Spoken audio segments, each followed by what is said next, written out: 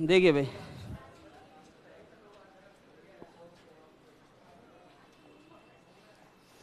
अब देखिए, अब लिखेंगे एक दिष्ट वर्धमान अनुक्रम। एक दिष्ट वर्धमान अनुक्रम यानी कि मोनोटोनिक इंक्रीजिंग सीक्वेंस।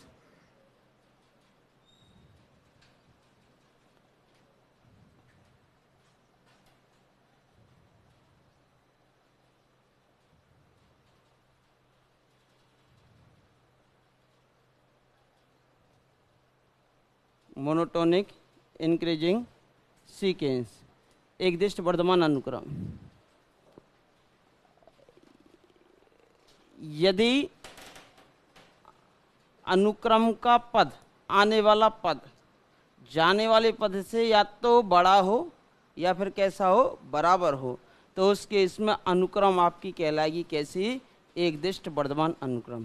तो शॉर्ट में बात करेंगे, यदि तो आने वाला पद क्या होगा,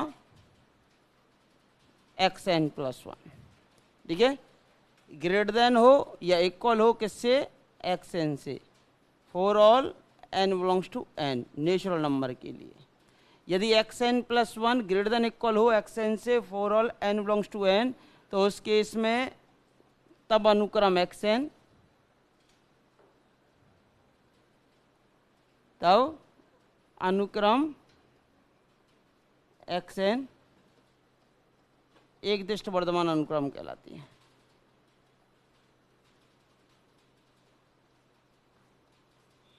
वर्धमान अनुक्रम कहलाती है।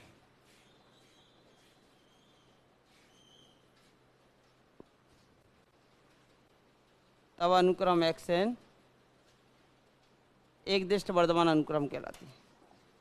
जैसे कि सीढ़ियाँ, चढ़ती हुई सीढ़ियाँ ऊपर की तरफ जो जाती हैं, तो देखिए कुछ पद बराबर भी तो होते हैं, कुछ पद कैसे होते हैं बोलो, बराबर भी होते हैं और निरंतर बढ़ते हुए जाते हैं, निरंतर बढ़ते हुए जाते हैं। और कुछ पद आपके कैसे होते हैं बोलो, बराबर भी होते हैं।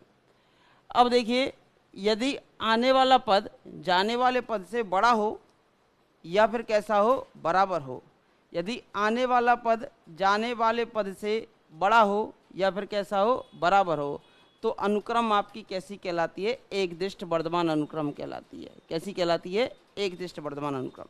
जैसे कि सीढ़ियाँ कुछ इस प्रकार होती हैं, आप सभी जानते हो।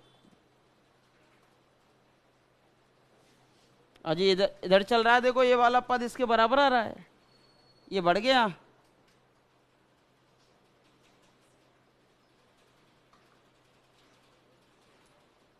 ठीक है भाई। तो ये जो अनुक्रम हो जाती है वो कैसी हो जाती है आपकी, एक दिष्ट वर्धमान अनुक्रम हो जाती है। और भी उदाहरण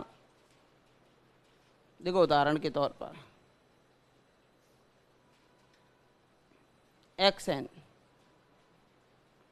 xn बराबर, xn बराबर, देखिए इधर देखिए, xn बराबर देगा, सपोज कीजिए 1, यदि n बराबर 1 हो या n एक प्राइम संख्या हो। प्राइम नंबर का मतलब कैसा है बोलो, अभाज्य संख्या। अन्यथा अन्यथा अन्यथा आपका n ही आ जाएगा, अदरवाइज आपका कितना आ जाएगा, n ही आ जाएगा। मैंने क्या कहा, यदि n बराबर 1 हो या प्राइम नंबर हो, तो ये अनुक्रम सपोज दैट कितना दे रही है, 1 दे रही है। और इनके अतिरिक्त कोई अन्य नंबर है तो वो हमेशा कितना देगी बोलो, n ही देगी। इनके अतिरिक्त कोई अन्य नंबर है तो वो हमेशा कितना देगी बोलो, n ही देगी, ठीक है भाई। अब देखिए फॉर एग्जाम्पल के तौर पर, ये आपका एग्जाम्पल लिखा हुआ है। अब मुझे बताइए भाई, अगर हम आपसे पूछें क्या ये अनुक्रम एक दिष्ट वर्धमान है क्या, मैं आपसे पूछ रहा हूँ, क्या ये अनुक्रम एक दिष्ट वर्धमान है क्या, तब क्या xn एक दिष्ट वर्धमान है क्या?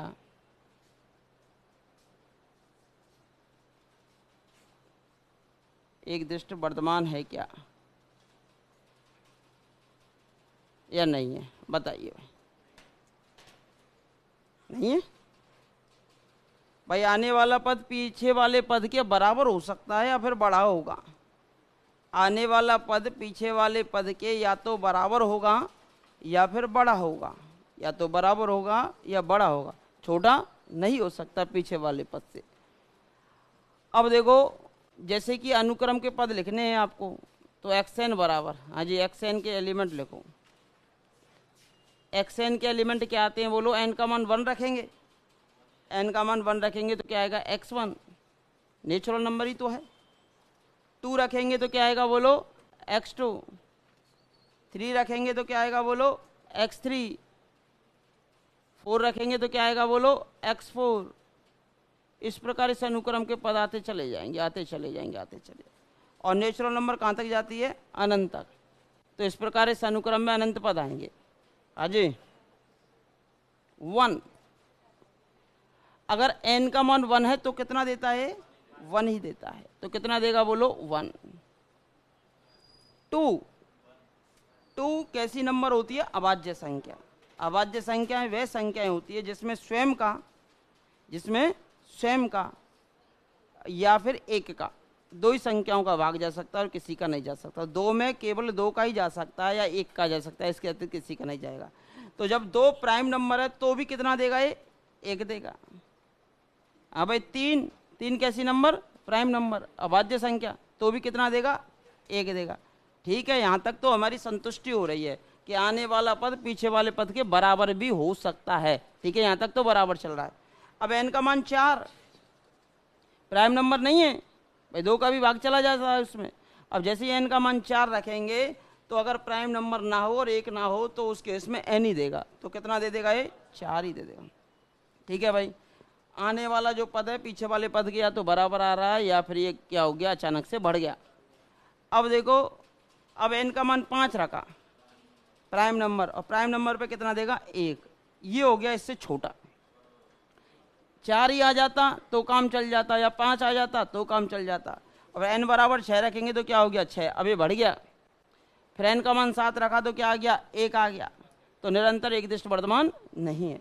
इस प्रकार चलेंगे। 8 आएगा तो फिर 8 देगा, 9 आएगा 9 देगा, 10 आएगा 10 देगा, 11 आएगा फिर 1 दे देगा, 12 पे 12, 13 पे 1, 14 पे 14, 15 पे 15 और 16 पे 16, 17 पे फिर 1, 18 पे 18 दे देगा, 19 पे फिर क्या दे देगा? 1, फिर 20,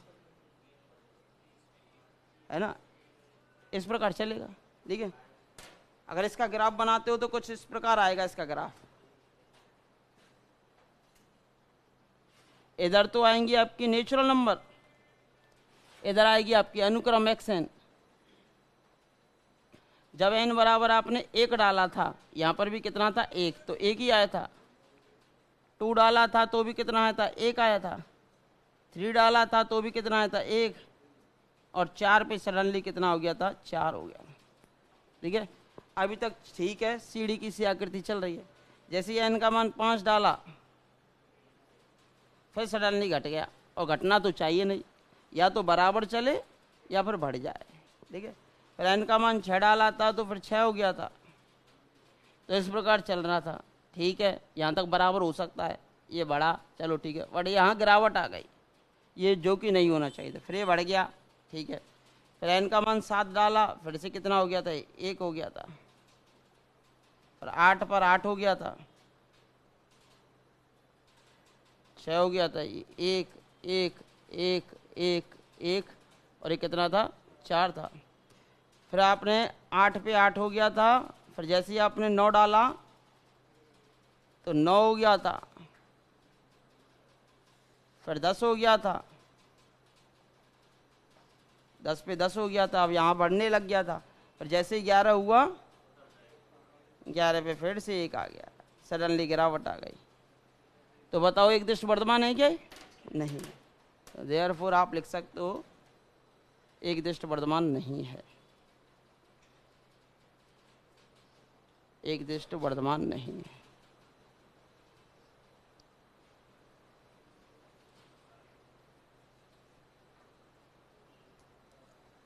लिख लीजिए इसको।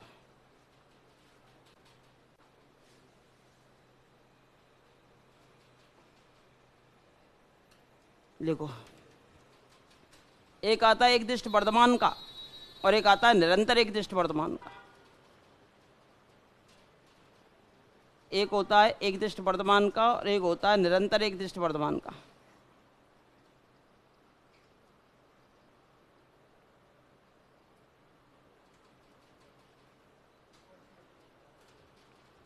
लिख लिया ना सभी ने? समझ में आ गया होगा।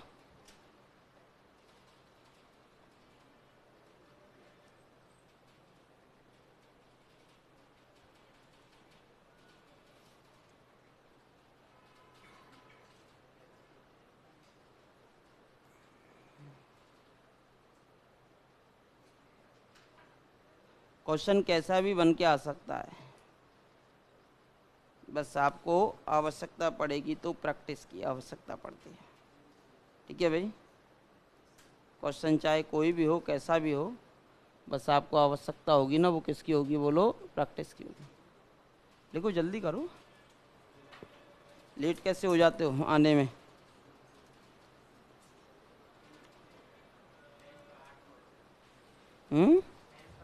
उसी तो कह रहे हैं।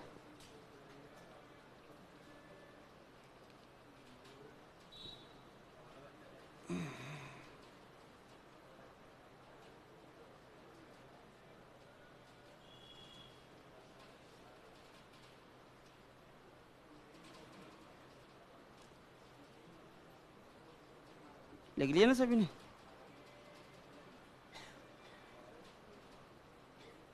हाँ जी सर, बोलिए।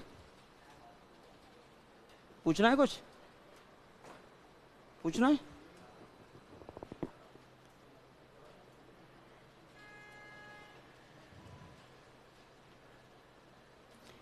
अब एक शब्द आएगा निरंतर एकदिष्ट वर्तमान, स्ट्रिक्टली मोनोटोनिक इंक्रीजिंग सीक्वेंस। निरंतर यानी कि वो बढ़ेगी ही बढ़ेगी, बराबर नहीं आ सकता, बराबर नहीं आ सकता, वो बढ़नी ही चाहिए। किसमें? क्या? हाँ, ये निरंतर में है ही नहीं, है ही नहीं है, एक दृष्टि नहीं है, तो निरंतर की तो बात ही क्या करें भैया। वर्तमान का मतलब हुआ बढ़ती हुई चाहनी चाहिए, लेकिन एक दृष्टि कहा है उसने, केवल निरंतर नहीं कहा, तो बराबर आ सकती है या फिर बढ़ती हुई जाए। ठीक है, बराबर आ रही है, लेकिन बढ़ गई थी, फिर अचानक से गिरावट हो गई। गिरावट तो कहीं आनी ही नहीं चाहिए, या तो बराबर रहे। सीढ़ियों पे चलता है, सीढ़ियों पे 2 कदम रखे, बराबर चल रहा है, फिर सडनली ऊपर आ गया, फिर ऊपर आ गया, फिर ऊपर, और सीढ़ियों पे से ऊपर से नीचे आएगा तो एक दृष्ट आसमान हो जाएगी, एक दृष्ट आसमान हो जाएगी। अगर झूला जो फिसलने वाला झूला होता है, तो उसमें से नीचे आएगा तो एक दृष्ट आसमान, निरंतर घटता हुआ जा रहा है, बराबर नहीं आ रहा, निरंतर एक दृष्ट। और उस पर चढ़ेगा तो निरंतर एक दृष्ट वर्धमान हो जाएगा। निरंतर यानी आने वाला पद जाने वाले पद से हमेशा बड़ा हो, बड़ा हो, बड़ा ही हो, तो उसके इसमें निरंतर शब्द लग जाता है। अगर बराबर हो सकता है या बड़ा हो तो उसमें एक दृष्ट शब्द लगता है, केवल एक दृष्ट आसमान या एक दृष्ट वर्धमान वाला कॉन्सेप्ट लगता है। लेकिन ग्रेटर देन आ जाएगा, बस इतना सा अंतर होता है इसका, इक्वल भी आ जाता है, वहाँ इक्वल नहीं आएगा, वो ग्रेटर ही आएगा। तो उस केस में ये तो है ही नहीं, ना तो एक दृष्टि नहीं है, ना तो वर्धमान है और ना ही ये आसमान है ना। वर्धमान कहाँ है? तो यहाँ तक बढ़ी है, फिर घट गई, फिर बढ़ गई, फिर घट गई, ना तो आसमान है ना ही वर्धमान है। घटनी ना चाहिए, या बढ़ रही है तो फिर बढ़ती रहनी चाहिए, और घट रही है तो फिर घटती ही रहनी चाहिए। ऐसा नहीं, दो बोला व्यवहार प्रदर्शित नहीं करेगी। 2 प्रकार का, आसमान और वर्धमान भी। ठीक है, कुछ अनुक्रम ऐसी होती हैं कि निश्चित टर्म तक अपना कोई भी व्यवहार रिप्रेजेंट करती हैं, लेकिन एक निश्चित टर्म जैसे n बराबर 50 के बाद फिर हो सकती है कि वर्धमान वर्धमान हो जाए या आसमान आसमान हो जाए। ठीक है भाई, वो अलग चीज होती है। लिख लिया ना?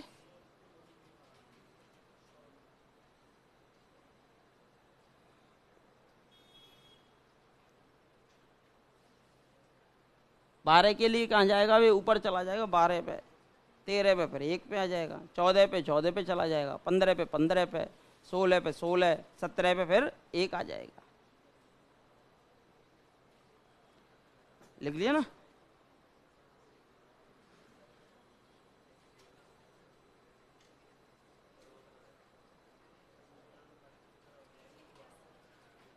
लिख लिया ना। अब लिखेंगे निरंतर एकदिष्ट वर्तमान अनुक्रम।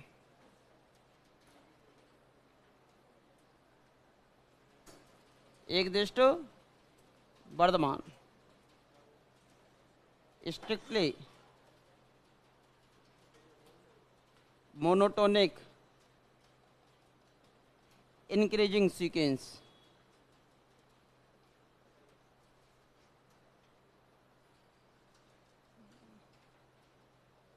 अब इसको सख्त आदेश मिल चुके हैं कि भाई आपको केवल और केवल बढ़ना है, बराबर भी नहीं रहना। घटने का तो केस ही नहीं रहेगा। स्ट्रिक्टली यानी निरंतर एक बढ़ती हुई जाएगी। तो देखिए यदि आने वाला पद, आने वाला पद का मतलब हो गया xn+1, किससे बड़ा हो, जाने वाले पद से, बराबर नहीं हो, बराबर का कॉन्सेप्ट भी खत्म हो गया, तो निरंतर लग जाता है। फॉर ऑल प्रत्येक नेचुरल नंबर के संग, for all n belongs to n के लिए xn+1 किससे बड़ा हो, xn से बड़ा हो। हाँ अचार अनुक्रम बराबर भी हो सकती है। xn बराबर n, एकदिष्ट वर्तमान तो यही है, बट वो तो निरंतर भी है। जो निरंतर होगी वो एकदिष्ट वर्तमान तो होगी होगी। तब xn निरंतर एकदिष्ट वर्तमान अनुक्रम कहलाती है। निरंतर एकदिष्ट वर्तमान अनुक्रम कहलाती है।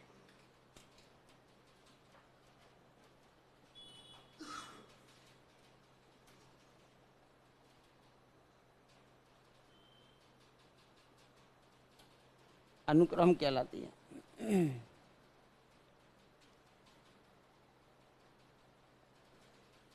तब xn निरंतर एकदिष्ट वर्तमान अनुक्रम कहलाती है। निरंतर एकदिष्ट वर्तमान अनुक्रम आपकी कहलाती है। कौन, xn। ठीक है। उदाहरण स्वरूप देखिए क्वेश्चन। अजी xn equals to set of natural number. बताओ निरंतर एकदिष्ट वर्तमान है या नहीं है? बढ़ता जाएगा कि मान घटेगा, बोलो। बढ़ेगा ही। अजी n का मान 1 डालो, n का मान 1 डालेंगे तो क्या आएगा, 1। n का मान 2 डालेंगे तो क्या आएगा, 2। 3 डालेंगे तो क्या आएगा, 3। 4 डालेंगे तो क्या आएगा, 4। नेचुरल नंबर है ना। 5 डालेंगे तो क्या आएगा, 5। अब बताओ बराबर आ रहा है क्या? निरंतर क्या हो रहा है, बढ़ रहा है मान। और निरंतर मान बढ़ रहा है तो यानी कि ये हो गई आपके पास क्या, निरंतर एकदिष्ट वर्तमान। ठीक है भाई।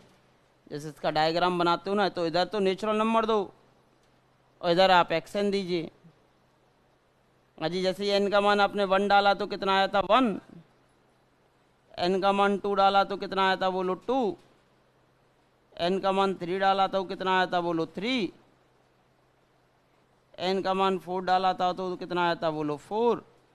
इस प्रकार ही तो चल रहा है। ये 1 था, ये 2 था, ये 3 था, ये 4 था। तो इस प्रकार ये अनुक्रम जो है वो निरंतर बढ़ती जा रही है। और किसकी ओर जाएगी, बोलो, अनंत डालोगे तो अनंत ही आ जाएगा। तो देखो ये हो गई निरंतर एकदिष्ट वर्तमान। बढ़ रही है कि नहीं बढ़ रही? ऐसा नहीं उछाल आने के बाद गिरावट आ जाए, पर उस केस में वो निरंतर शब्द तो रहेगा ही रहेगा नहीं, ना तो आसमान रहेगी ना ये वर्धमान रहेगी। n का मान 1 डालने पर 1 आया, 2 डालने पर 2 आया, 3 डालने पर 3 आया। जैसे जैसे आप अनुक्रम के पद डालते जाते हो तो अनुक्रम निरंतर बढ़ती हुई जाती है। सीधी लाइन मत खींचना, थोड़ी सी बढ़ती हुई नजर आए। भाई खींचने को तो कुछ भी खींच लो, वो आपकी मर्जी है।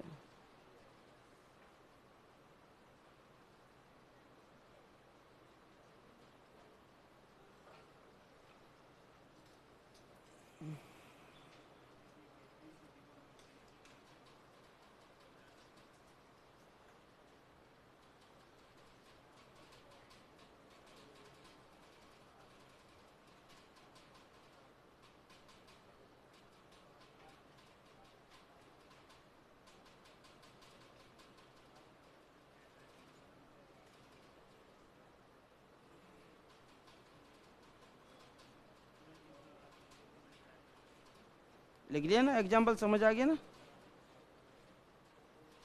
अब घटने वाला केस देख लीजिए, ये तो निरंतर एक दिष्ट वर्तमान और निरंतर एक दिष्ट आसमान वाला केस हो गया। ठीक है भाई, ये लिख लिया सभी ने। हाँ जी, एक दिष्ट आसमान अनुक्रम,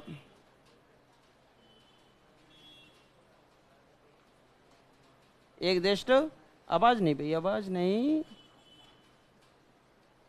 आसमान अनुक्रम, monotonic decreasing sequence, monotonic decreasing sequence.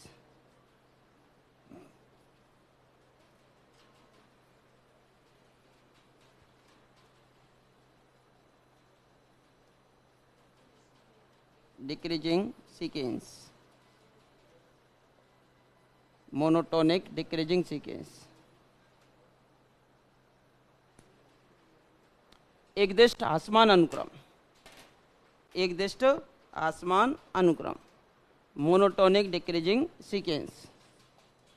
हाँ जी,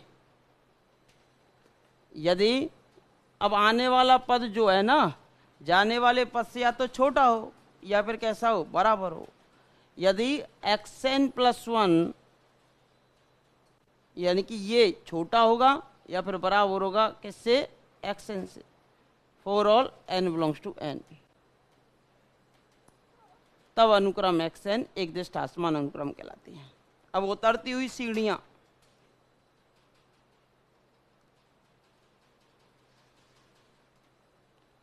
तब अनुक्रम xn एक दिष्ट आसमान अनुक्रम कहलाती है।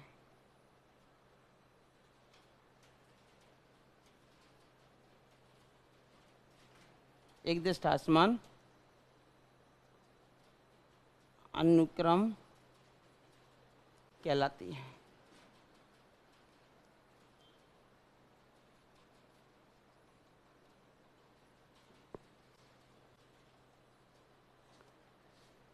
हाँ भाई, तो बना लीजिए ग्राफ, n का मान 1 2 फिर 3 इस प्रकार।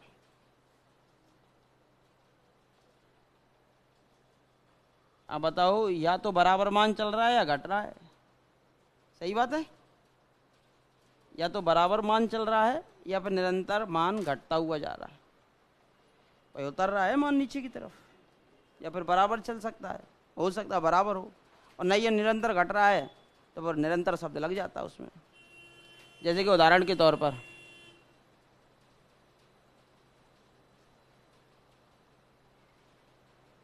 xn बराबर xn बराबर 2, ये कुछ भी लिख सकता है एग्जामिनर, जैसे xn बराबर 1,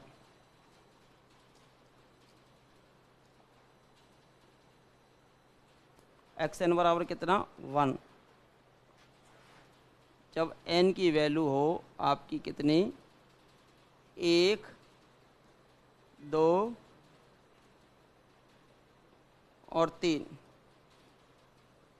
जैसे n की वैल्यू 1 2 3 है, 3 तक वैल्यू ली है जब, तो अनुक्रम दे रहा है कितना मान, 1 ही दे रहा है, ठीक है।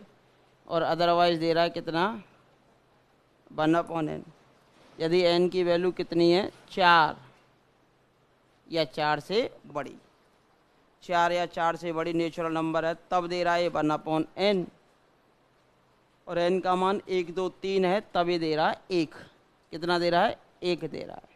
तो बताओ इसके लिए डायग्राम क्या होगा। अजी, तो यहाँ xn बराबर क्या आएगा बोलो, अनुक्रम के पद लिखो। अभी अनुक्रम के पद आते हैं, देखो क्या आते हैं बोलो, सभी को पता है ना। पहला आएगा x1, अगला आएगा x2, अगला आएगा बोलो x3, फिर क्या आएगा बोलो x4, फिर क्या आएगा x5, फिर क्या आएगा x6, फिर क्या आएगा x7, और इस प्रकार ये पद चलते हुए जाएंगे। सही बात है गलत है?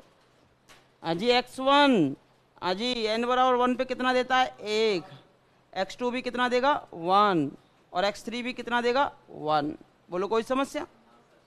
एक्स एन का मान 1 डालो, 2 डालो, 3 डालो, कितना निकलेगा 1 ही निकलेगा।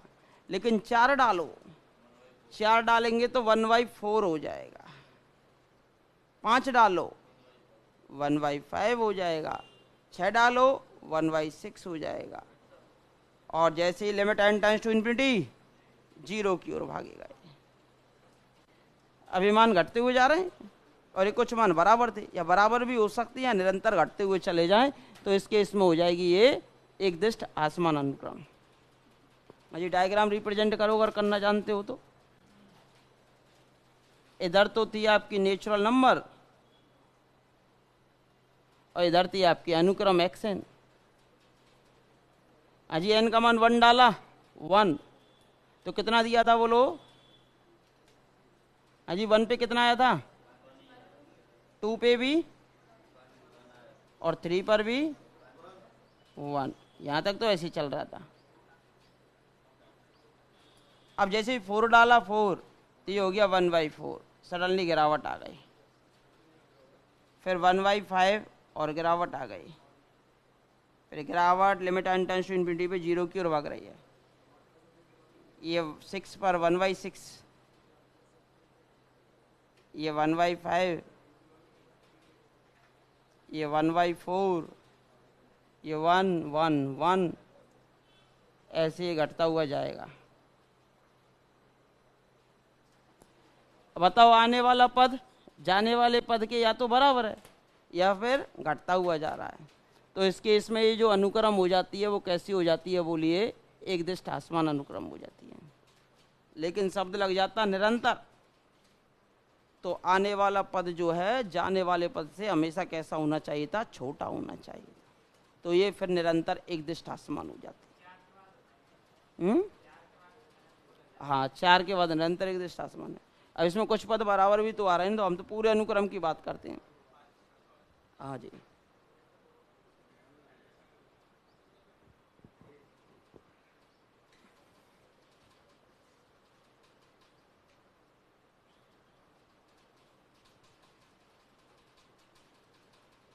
लिख लिए सभी ने?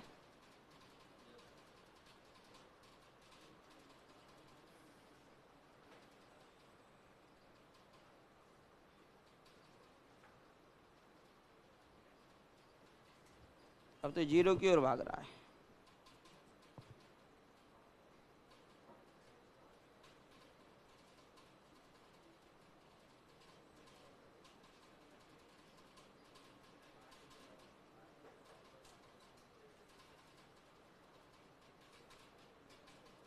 आज इसके बाद लिखेंगे निरंतर एक दिष्ट वर्धमान अनुक्रम।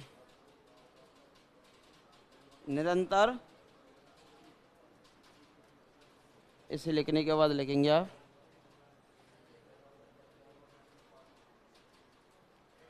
ठीक है? कोई समस्या? ठीक है। इसके बाद लिखेंगे आप निरंतर एक दिष्ट वर्धमान अनुक्रम। सॉरी, वर्धमान तो पढ़ लिया, आसमान। निरंतर एक दिष्ट आसमान अनुक्रम। निरंतर एक दिष्ट आसमान अनुक्रम। इस बार नहीं था। हाँ, उस पे आ जाता है जब पूछा जाता है श्रेणी के बारे, अनुक्रम के बारे में, कि भाई आसमान है कि वर्धमान है, इसका उच्च कितना है, ये इस लिमिट को अभिसृत होती है, इस लिमिट को अभिसृत होती है, ऐसे पूछा जाता है इसमें क्वेश्चन। क्वेश्चन तो आता है और आना चाहिए, क्योंकि हमें चेक करना पड़ता है ना।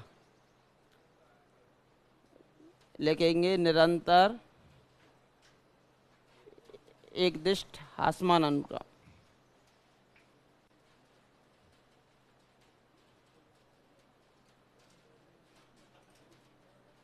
आसमान अनुक्रम मोनोटोनिक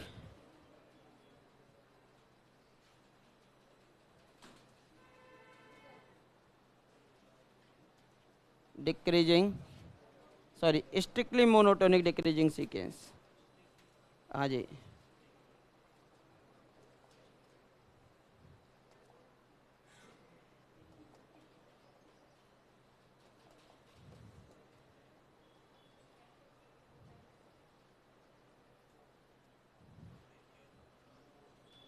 डिक्रीजिंग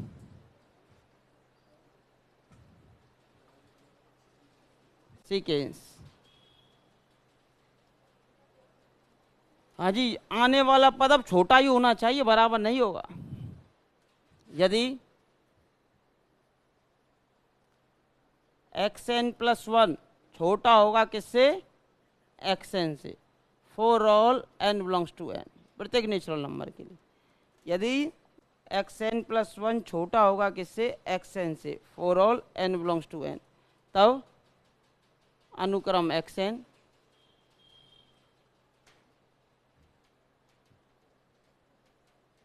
निरंतर एकदिष्ट आसमान अनुक्रम कहलाती है।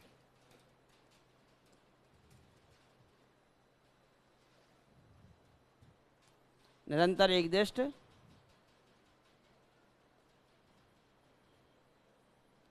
आसमान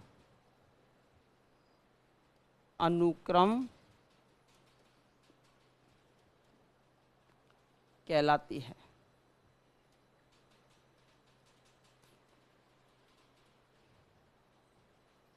उदाहरण वही लिख लीजिए 1/n वाला, बस उसकी कंडीशन को हटा दीजिए। xn equals to 1/n। अब n का मान 1 से स्टार्ट कर लो, कंडीशन हट गई। वह मैंने 3 कंडीशन लगा दी थी, 1 2 3 पर 1 दे रहा है तो बराबर का केस आ सकता है। लेकिन यहाँ कंडीशन हटा दी तो n का मान 1 डालेंगे तो 1/1 1 आएगा, 2 डालेंगे तो क्या आएगा 1/2, 3 डालेंगे तो क्या आएगा 1/3 और 1/4। अब बताओ निरंतर मान घट रहा है कि नहीं घट रहा? अभी निरंतर मान घटता हुआ जा रहा है, ये निरंतर घटता हुआ जाता है। ये x है, सॉरी n है, ये आपका है n और उधर है आपका xn। 1 डाला था तो कितना आया था? बोलो 1 ही आया था। तो 2 डाला था तो कितना आया था? बोलो 1/2। कितना आया था? 1/2।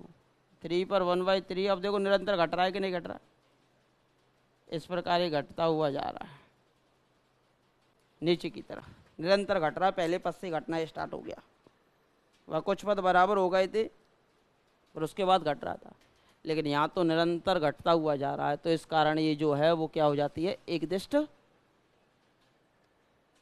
वो भी निरंतर आसमान अनुक्रम।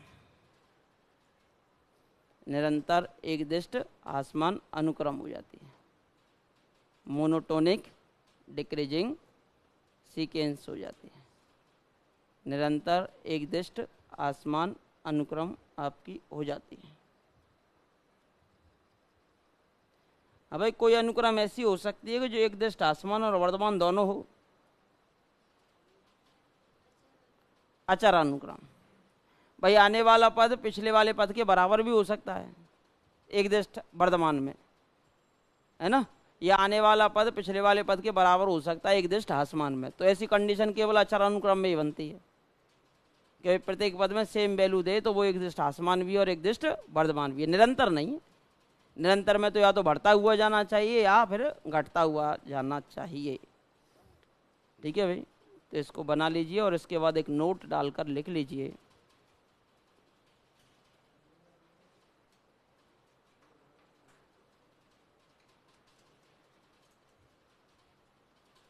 इस डायग्राम को बना लीजिए,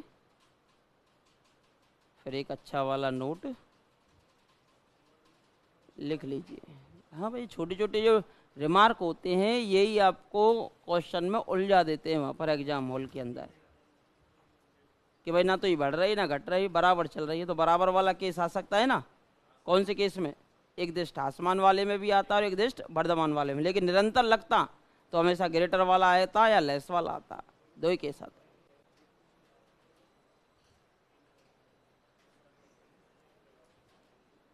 लिखेंगे नोट, लिख लिए नोट, नोट नोट आजे। इसमें लिखेंगे अचर अनुक्रम। कौन सी अनुक्रम? अचर, कांस्टेंट सीक्वेंस। अचर अनुक्रम यानी कि कांस्टेंट सीक्वेंस।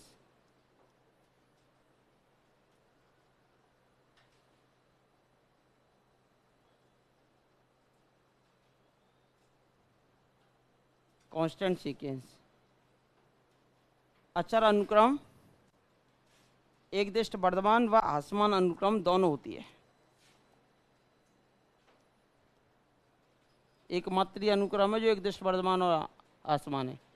एकदिष्ट वर्धमान व ह्रासमान, निरंतर शब्द नहीं लग रहा है इसमें, है ना, दोनों होती है।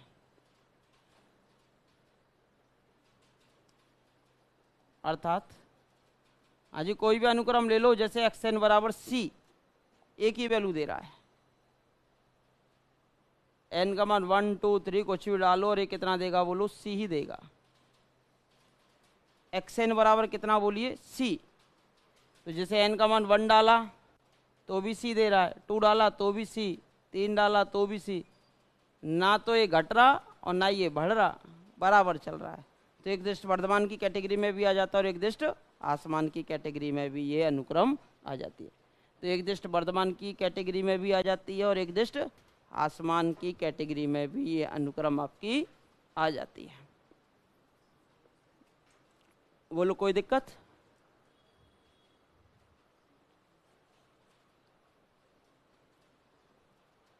पहले तो हम एक छोटा सा कॉन्सेप्ट सिखाएंगे अनुक्रम को चेक करने का। अनुक्रम का जो क्वेश्चन अभी तक आया है उन्हीं से हो जाता है, फिर उसके बाद उसकी मेन परिभाषा में हम अंदर लेके जाएंगे आपको बाद में। पहले जो हमारा जो मेन एम है एग्जाम पेपर के अंदर क्वेश्चन को पुटअप करना, कि एग्जाम हॉल के अंदर क्वेश्चन आपका आसानी से पुटअप हो जाए, तो यानी कि आप आसानी से उसे सॉल्व कर सकें। और जैसे ही आपका क्वेश्चन आसानी से सॉल्व हो जाता है तो जटिलता की ओर तो हम बाद में जाएंगे, बारीकी से तो सब सीखने की आवश्यकता पड़ेगी। पहले तो क्वेश्चन को सॉल्व करना आना चाहिए और उसके बाद मैं अंदर परिभाषा के अंदर लेके जाऊंगा। अभी नॉर्मल कॉमन सेंस के आधार पर हम क्वेश्चन सॉल्व कराएंगे आपको, ठीक है भाई? लिख लिया?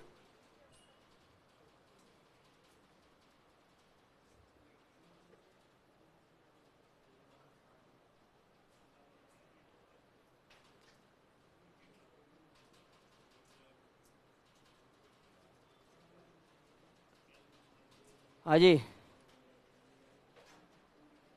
लिख पाए ना आप? देखो भाई, अनुक्रमों का अभिसरण मेन जो टॉपिक है। पिछली बार क्वेश्चन था, इस बार भी था, और मैंने बताया था कि पिछली बार अनुक्रम, श्रेणी और फलनों की अनुक्रम और श्रेणी रियल से 5 क्वेश्चन थे और 3 वहां से थे, टोटल 8 क्वेश्चन थे, ठीक है? तो कन्वर्जेंट का टॉपिक अच्छा रोल प्ले किया था। 5 क्वेश्चंस काफ़ी होते हैं और 5 क्वेश्चन का मतलब 10 नंबर होते हैं, ठीक है? तो काफ़ी अच्छा कॉन्सेप्ट था। तो अब आप हेडिंग डालेंगे अनुक्रमों का अभिसरण। ज़्यादा माइंड लगाएंगे नहीं, हम थोड़ी सी चर्चा करेंगे, ठीक है भाई? 3 केस तो ये याद रखेंगे। हाँ भाई,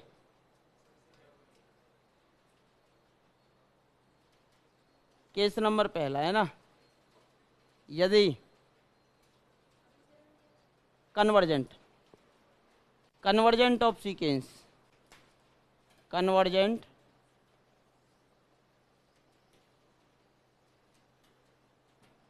ऑफ सीक्वेंस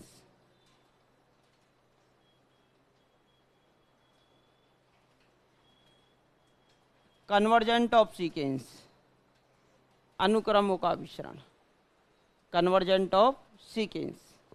हाँ जी, देखो जैसे कि पहला कॉन्सेप्ट है, यदि limit n tends to infinity लगाओ, वो भी अनुक्रम पे।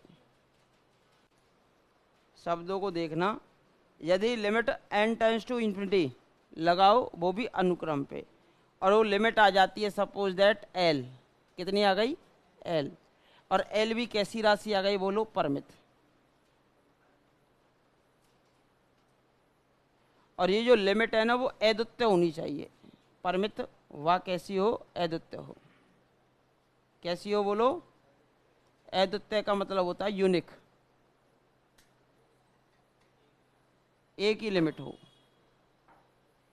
यदि limit n tends to infinity लगा देते हो आप, नॉर्मल सी चीज़ बता रहा हूँ आपको, यदि किसी अनुक्रम पे आप लिमिट लगा दीजिए और लिमिट आ जाए केवल एक, वो भी कैसी? परिमित। वो भी कैसी आ जाए? परिमित। और वो भी कैसी आ जाए? यूनिक। परिमित में भी एक ही। तो उस केस में जो अनुक्रम होगी तब xn अभिसारी होती है। कैसी होती है बोलो? अभिसारी अनुक्रम है, कन्वर्जेंट होती है।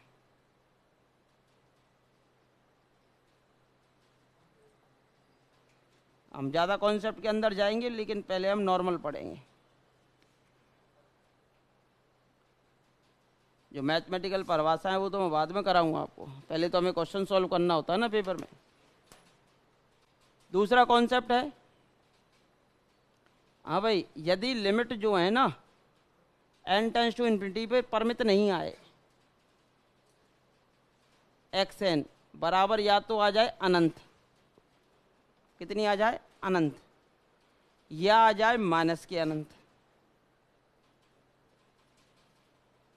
मतलब लिमिट तो एक ही आएगी, यानी कि लिमिट तो, यानी कि सीमा एक ही आती है।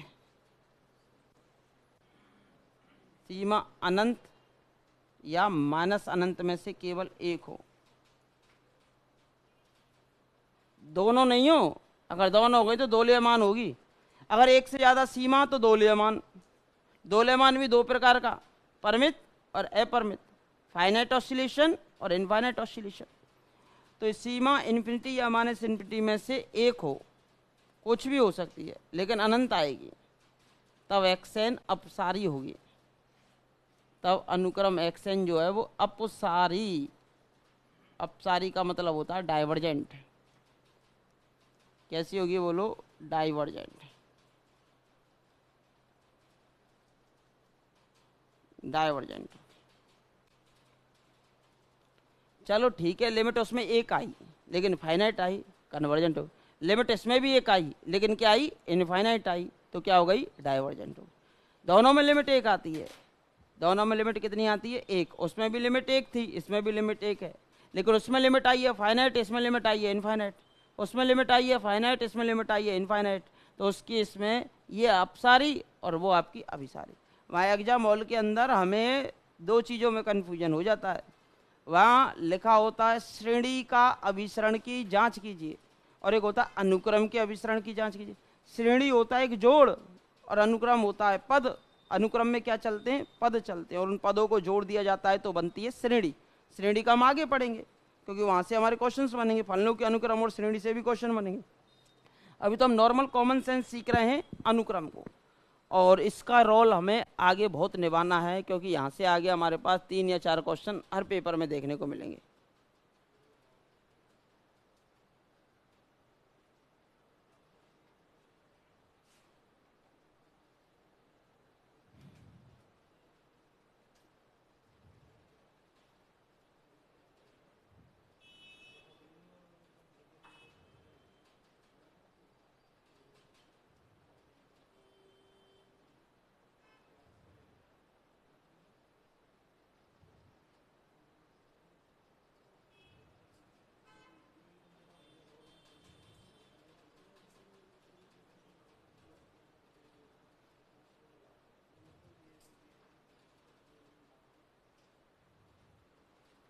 हो गया ना?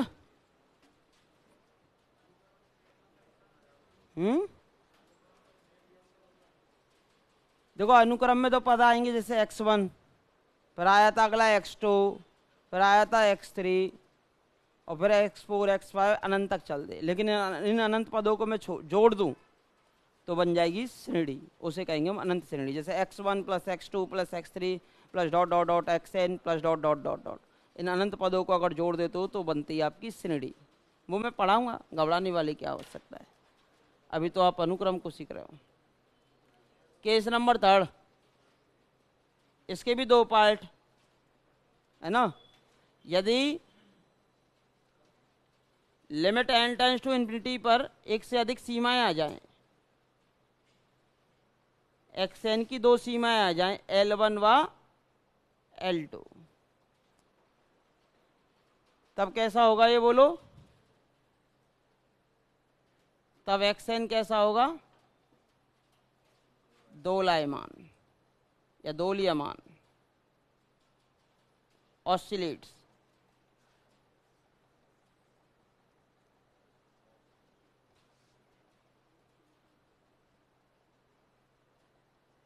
ऑसिलेट्स अनुक्रम। हाँ भाई, अगर ये दोनों लिमिट परमित हो तो फाइनाइट ऑसिलेट, और ये दोनों लिमिट कैसी हो? अपरिमित हो, तो इसे कह देंगे इनफाइनाइट ऑसिलेट। अगर दोनों लिमिट परमित हैं तो फाइनाइट ऑसिलेशन, और दोनों लिमिट अपरिमित हैं तो इनफाइनाइट ऑसिलेशन। ठीक है। यदि सीमाएं परमित हैं,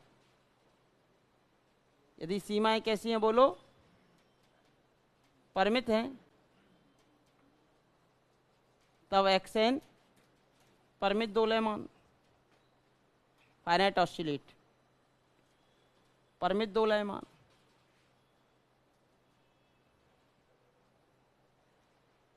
और यदि तथा सीमाएं अपरिमित हैं यानी इनफाइनाइट हैं,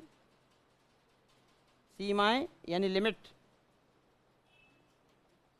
अपरिमित हैं, तो अपरिमित, तब तो xn अपरिमित दोलयमान कहलाती है।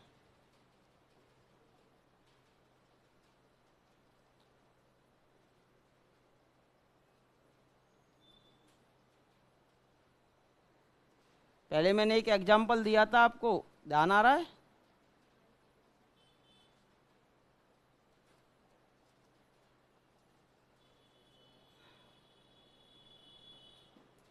एक तूफान वाला एग्जांपल दिया था, ध्यान आ गया?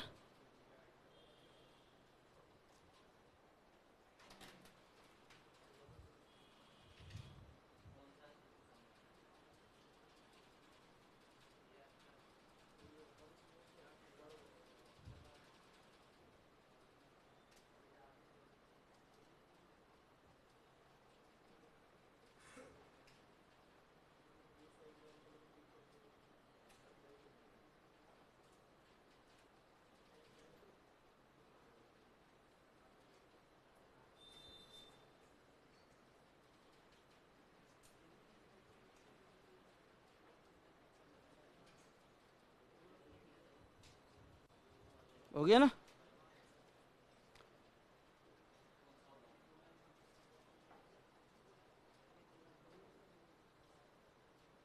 लिख लिया? अब देखो भाई, लिमिटों का खेल है। लिमिट एक फाइनाइट कन्वर्जेंट, लिमिट एक लेकिन इनफाइनाइट डाइवर्जेंट, लिमिट दो ऑसिलेशन, और दोनों लिमिट फाइनाइट तो फाइनाइट ऑसिलेटर, और दोनों लिमिट इनफाइनाइट तो इनफाइनाइट ऑसिलेटर। जरूर नहीं कि लिमिट दो ही आए ऑसिलेशन में, तीन भी आ सकती हैं, चार भी आ सकते हैं, बट दो से ज़्यादा का आपका क्वेश्चन बनता नहीं है ना।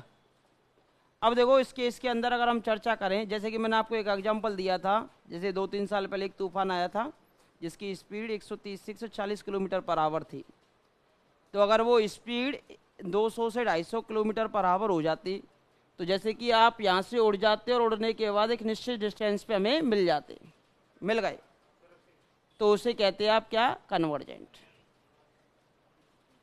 अगर स्पीड को 700 से 800 किलोमीटर पर आवर कर देते और आप यहाँ से उड़ जाते, और उड़ने के बाद हमें नहीं मिल पाती, कहाँ पहुँच जाते? इन्फिनिटी पर। तो लिमिट तो एक ही है, लेकिन क्या हो गए? अपसारी, यानी कि डाइवर्जेंट हो गए इन्फिनिटी की ओर। एक मैंने बताया था आपको एग्जाम्पल, जैसे इस रूम के अंदर गैस भरी हुई है और आप उड़ने लग जाते हो, तो मैक्सिमम जा सकते हो छत तक, और फिर यहाँ फ्लोर तक आ सकते हो। तो इसके और इसके बीच में आप क्या करोगे? ऑसिलेट। जैसे गुब्बारा होता है, गैस का गुब्बारा होता है, तो इस प्रकार मारते हो तो ऊपर या फिर नीचे, तो वो क्या करता है? Finite oscillate. फिर एक सीरियल देखा होगा शक्तिमान, बचपन में, और अभी भी बचपन है, कभी कभार अभी भी देख लेते होंगे, कोई पता नहीं। तो आपने देखा होगा कि वो सडनली तो इन्फिनिटी पे उड़ जाता है और सडनली जमीन के अंदर इन्फिनिटी पे चला जाता है, फिर इन्फिनिटी टू माइनस इन्फिनिटी। वो भी क्या है? ऑसिलेशन है। ऑसिलेशन है, लेकिन वो plus infinity to minus infinity. और ये वाला आपका है फाइनाइट ऑसिलेशन। क्या होता है? एक फाइनाइट ऑसिलेशन होता है, एक इनफाइनाइट ऑसिलेशन होता है। दो प्रकार के ऑसिलेशन होते हैं, एक तो परमित और एक अपरिमित, दो प्रकार के होते हैं। जैसे कि मैंने आपको बताया भी था कि जैसे कि आप जब बचपन में इस झूले पे झूलते हो, ये वाला बचपन में झूले होंगे क्या? अभी भी झूलते हो? अच्छा, हाँ, अभी कौन से बड़े हुए हैं। अनुक्रम का पहला पद है x1। अगर मैं आपको x1 से धक्का दूं तो कहाँ जाएंगे? ग्राउंड फ्लोर पर, जीरो पर। x2 से धक्का दूं तो भी कहाँ जाओगे? जीरो पर। अगर मैं x100 से धक्का दूं 100 से, तो भी कहाँ जाओगे? ग्राउंड फ्लोर पर। तो अनुक्रम के 10, 20, 30, 40, 100, 200, 500, 1000 पदों को छोड़ने पर अनुक्रम के अभिसरण पर कोई फर्क नहीं पड़ता। आपको धक्का मैं चाहे यहाँ से दे दूं चाहे यहाँ से दे दूं, आप जाओगे कहाँ? जीरो पर। तो आप हो गए कन्वर्जेंट, L बराबर जीरो पर। अगर आप जमीन के अंदर चले जाते हो और फाइनल डिस्टेंस पे मिल जाते हो तो भी आप कन्वर्जेंट हो, लेकिन आप जमीन के अंदर चले गए और माइनस इन्फिनिटी पे चले गए तो फिर आप हो गए डाइवर्जेंट। अगर मिल जाते हो, लिमिट मिल जाती है फाइनाइट, तो कन्वर्जेंट है, और लिमिट अगर फाइनाइट नहीं मिल पाती है तो फिर आप हो जाते हो क्या? डाइवर्जेंट हो जाते हो। यानी कि अनुक्रम के 2, 4, 5, 10 पदों को छोड़ने पर कोई फर्क नहीं पड़ता है।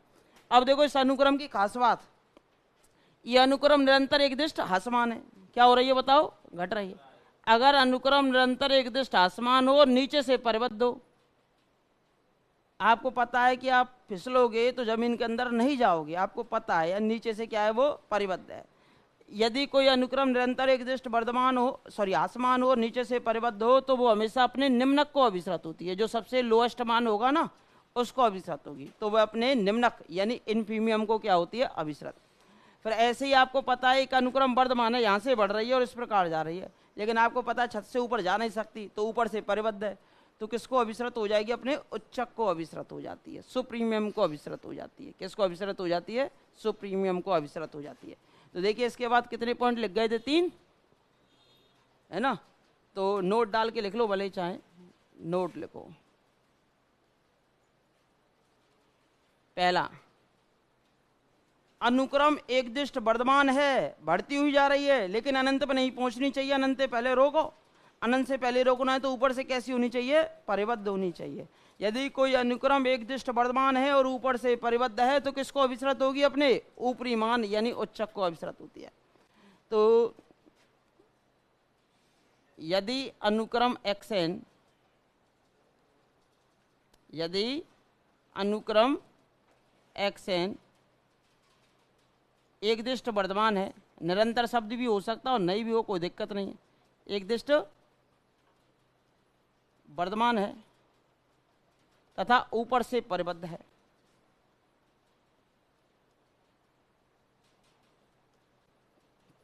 ऊपर से परिबद्ध यानी कि बाउंडेड है,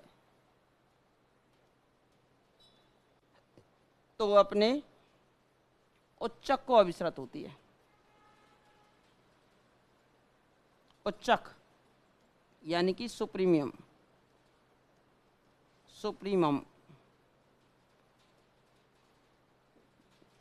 उच्चक को क्या होती है? बोलो, अभिसृत, यानी कि सुप्रीमियम को अभिसृत होती है।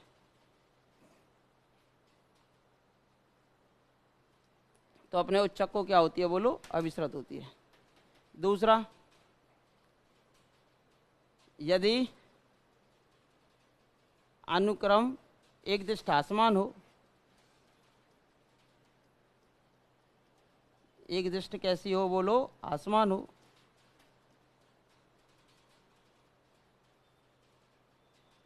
एक दिष्ट आसमान हो, चलो ठीक है घट रही है, लेकिन नीचे से बाउंड होनी चाहिए, बाउंड नहीं हो तो माइनस अनंत पे पहुंचा देगी।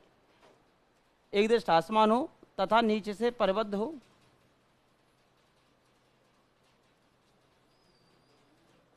क्या क्या कह रहे हो? बोलो बोलो। तो कौन बोला? मन का डाउट मन में रखोगे, पाप तो नहीं लगेगा, पर वो क्या है, एक अगर समस्या आपके माइंड के अंदर बनी हुई है तो दूसरी समस्या को सॉल्व करने से पहले उस पहली समस्या का समाधान होना जरूरी होता है। लेकिन अगर पहली समस्या ऑलरेडी बनी हुई हो, दूसरी को सॉल्व कर रहे हो, तो वो हमेशा उसमें बाधा उत्पन्न करेगी ही करेगी, और कैलकुलेशन में जटिलता ही होती चली जाती है, और आपको उपलब्धि प्राप्त हो जाए नेक्स्ट समस्या को सॉल्व करने में, ये कोई ज़रूरी नहीं होता।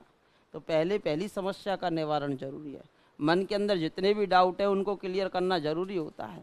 मन के अंदर अगर डाउट रह गया तो वो डाउट ही रह जाता है, फिर वो समस्या ही बनी रहेगी हमेशा के लिए। तो पहले उसको क्लियर करो, अगर पूछना है तो अच्छे से पूछो, नहीं पूछना है तो कोई समस्या है ही नहीं। पर तो आपके सब कुछ समझ में आ गया, हम तो यही मान के चलेंगे। अनुक्रम एक्शन एक दिष्ट हासमान हो तथा नीचे से कैसी हो, परिबद्ध हो। अगर परिबद्ध नहीं होती तो क्या होता, फिर एक दिष्ट हासमान नीचे से परिबद्ध नहीं तो होती डायवर्जेंट। कैसी होती, डायवर्जेंट, यानी मानस अनंत पे जाती। लेकिन नीचे से परिबद्ध है तो अपने निम्नक को अविश्रत होगी, कन्वर्जेंट हो जाएगी। तो अपने निम्नक को क्या होती है बोलो, अविश्रत होती है, अविश्रत होती है। तो एक अपने निम्नक को अविश्रत हो जाएगी। किसको अविश्रत हो जाती है बोलो, अपने निम्नक को अविश्रत हो जाती है। अब देखो कुछ क्वेश्चंस हैं वो आप देख सकते हो जो कि आए हुए हों, केवल अनुक्रम के पकड़ने हैं आपको। किसके क्वेश्चन से मतलब है आपको, अनुक्रमों के क्वेश्चन से मतलब है।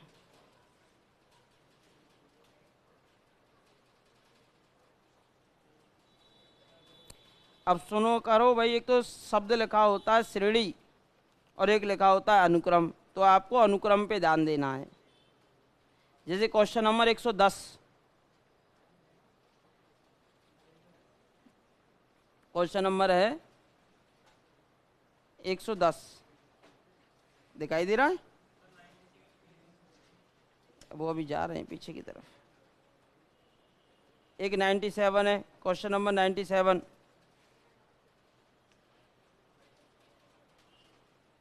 एक दे रखा है आपका 94, 94, एक 91 है ना,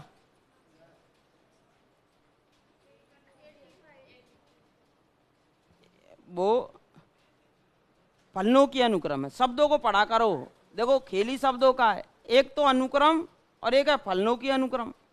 और फलनों की अनुक्रम तो अगला चैप्टर आएगा, फलनों की श्रेणी वो अगला चैप्टर।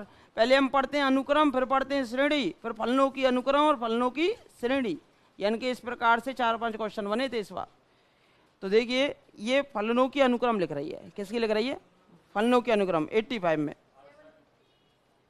85 में लिख रही है फलनों की अनुक्रम। फिर उसके बाद आ जाइए 79, अभी बता रहे हैं 79, 77,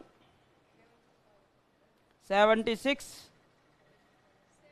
75, 74 भी ले सकते हो, 73 भी ले सकते हो, 72 भी ले सकते हो,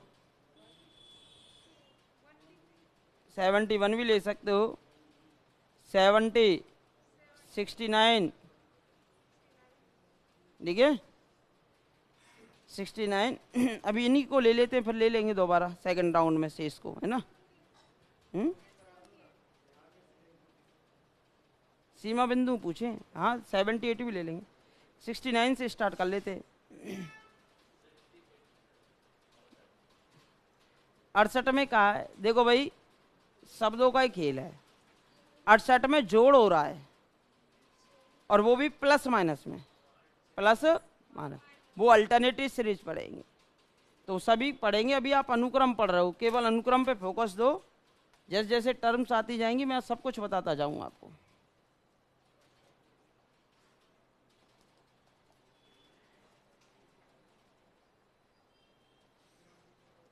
अभी आपको जो मेन फोकस देना है ना, वो देना है किस पर? अनुक्रम पर।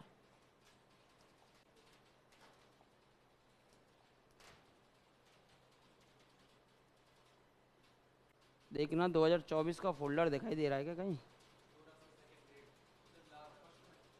फर्स्ट में ही है ये।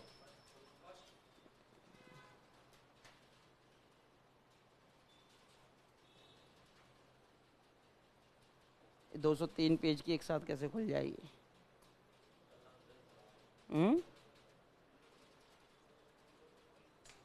ज़्यादा से ज़्यादा 100 पेज, 90 पेज।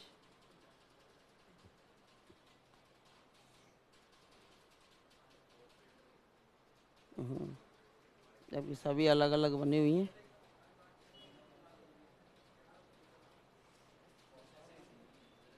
किसकी? बोर्ड की है ना। काम लेट करता है। हो गए ना लिमिटेशन। अपडेट भैया करेंगे इसको। हाँ जी, 69 से ले लेते हैं ना। देखो भाई, शब्दों का ही खेल है और कुछ नहीं है। अनुक्रम क्या होती है? अभिश्रत। ये जो सीक्वेंस है वो कन्वर्जेंट होगी। क्वेश्चन आता है, वो हमेशा अपनी लिमिट पे कन्वर्जेंट होती है। तो ये एक्सएन है, क्या होगा बोलो? एल का मान निकालना लिमिट का, एल फॉर लिमिट। ये होती है आपके पास limit N tends to infinity, और वो भी कितना? एक्सएन। एक्सएन यानी कि अनुक्रम का पद, limit N tends to infinity. ऊपर है 3n और नीचे n+5√n। अब n टेंस टू इन्फिनिटी लगा हुआ, 1/इन्फिनिटी होता है 0। तो ऊपर से भी n कॉमन और नीचे से भी n कॉमन। तो ऊपर से भी n कॉमन निकालो और नीचे से भी n कॉमन निकालो। तो ऊपर कितना बचा? 3, और नीचे बचा 1+5/√n आ जाएगा। अब इन्फिनिटी रख दो, तो ऊपर तो बचा 3, नीचे बचा 1, और 5/इन्फिनिटी ये हो जाएगा 0। तो कितना आ गया बोलो? 3 आ गया। तो किसको अभिश्रत होगी है बोलो? 3 को अभिश्रत होती है। तो कन्वर्जेंट टू 3। तो इसका आंसर हो जाएगा 69 का 4th ऑप्शन। ऐसे ही आपको D SSS के पेपर में मिलेंगे देखने को क्वेश्चन, रियल से। रियल के कई क्वेश्चन आते हैं D SSS के पेपर में, सीधे ही यहाँ से रिजल्ट आ जाएंगे आपको जो लिखा रखे हैं। देख लेना, पुराना पेपर उठा के देख लेना D SSS का, पुराना TGT वाला। ग्रेजुएशन आई थी काफ़ी, और अब दोबारा से वैकेंसी आ चुकी है D SSS की। अभी फॉर्म चालू हो जाएंगे कुछ दिन में।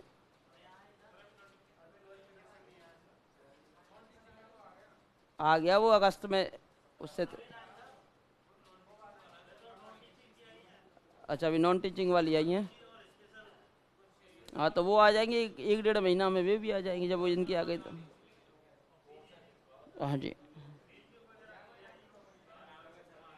बेटा, खिंचवाने से कुछ नहीं होता, सीखने से। जो पढ़ा चुके हैं उसको सीख के तैयार रख, जो रह रहा है उसको सीखता हुआ चल। टाइम की बचत ही बचत है भाई। जो पढ़ चुके हो उसको सीख कर तैयार रहो, और जो पढ़ रहे हो उसको साथ के साथ सीख लो। बता कौन सी भर्ती में रुक जाएगा? किसी में नहीं रुके। अब कोर्स को खिंचवाएगा, फिर पूरे को शुरू से पढ़ेगा, वो तो कैसे भी पढ़ ले। उसको पहले पढ़ ले, इसको साथ के साथ पढ़ता रहे। बात वही है, खाना ही तो खाना है, कैसे भी खा लो। और खाना खाने के बाद सोना ही तो है आपको, कैसे भी सो लो, पढ़ना है।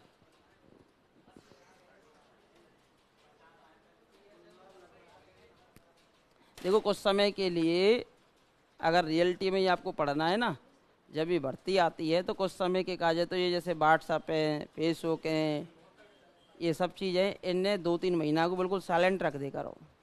मोबाइल का यूज करो, अगर आपको ऐप देखना है तो उसके सिवा कुछ मत रखो। दिख जाए? ऐसे कैसे दिख जाएंगे? जब भी तो अब भाई कुछ दिन का तो संघर्ष होता, 3 महीना को संघर्ष कर लेंगे, फिर दिन भर मोबाइल चलाओ भले, कुछ देर पढ़ा के गवर्नमेंट में जाके कुछ थोड़ा सा संघर्ष तो करना ही पड़ता है। कुछ पाने के लिए बहुत कुछ खोना पड़ता है, और जो वहाँ पे रिस्क ले लेता है भाई हम खो देंगे अब 3-4 महीने के लिए, वो सफलता प्राप्त कर लेता है। भाई मोबाइल को तो त्यागना ही पड़ेगा, आज सुन लो चाहे कल सुन लो। 4 महीने के लिए ऐप देखना है तो देख सकते हो, 4 महीना का त्याग दो, नहीं हो जाए सिलेक्शन तो हम लिख दो। और हमेशा टारगेट करके पढ़ो, ऐसे थोड़ी ना पढ़ना होता है कि हाँ सब पढ़ लेंगे। टारगेट करके पढ़ना सीखो कि हाँ भाई आज मैंने रियल पढ़ ली पूरी, या सर ने कंप्लीट करा दी तो मुझे 2 दिन में कंप्लीट करनी है। 2 दिन में पढ़ो पूरा टारगेट करके, कुछ शॉर्ट नोट्स बनाओ अपने भी, यहाँ से भी समरी लगा के, फिर आप उसे करने के बाद फिर उसको हर 10-15 दिन बाद रिवाइज कर लो। फिर तो गणित ऐसे पढ़ी जाती है, ऐसे थोड़ी ना होता, फिर तो ऐसे देखी जाती है। अच्छा ये हो गया, ये हो गया, ये हो गया, ये हो गया, खत्म। 3 या 4 दिन में पूरी गणित खत्म हो जाती है, एक बार पढ़ लेते हो तो अच्छे से। बस रिवाइजेशन मस्ट बी कंपलसरी, भाई जितनी बार आप रिपीट करेंगे उतना ही आपको बेनिफिट मिलेगा। जब हमने 2013 में पढ़ाना स्टार्ट किया था, 2013 में MS 14-15 में MSc थी, तो 13 से पढ़ाना स्टार्ट किया था, 12-13 से। तो 14-15 तक तो वो MSc पढ़ाते थे हम क्लास को, वहाँ MSJ कॉलेज के अंदर जहाँ हम पढ़ते थे स्वयं कोई गवर्नमेंट कॉलेज में। 15 के बाद जैसे ही हमने कॉलेज ज्वाइन किए, तो जैसे कि हमारा जो कॉलेज था उसमें 5 बैच थे, BSc first year, second year, third year. First year के 5 है। अब 5 बैचों में आप एक क्लास पढ़ाने जा रहे हो, अब एक ही किताब को आप 5 बार पढ़ाओगे। फिर जैसे एग्जाम आ जाते हैं नज़दीक BSc वालों के, तो वो रिवीजन के लिए आते हैं। अब 10 बैच भी रिवीजन के लिए आ गए, तो 10 बार वो हो गए और 5 बार वो हो गए, 15 बार एक ही बैच, एक ही किताब को आपने 15 बार पढ़ा दिया।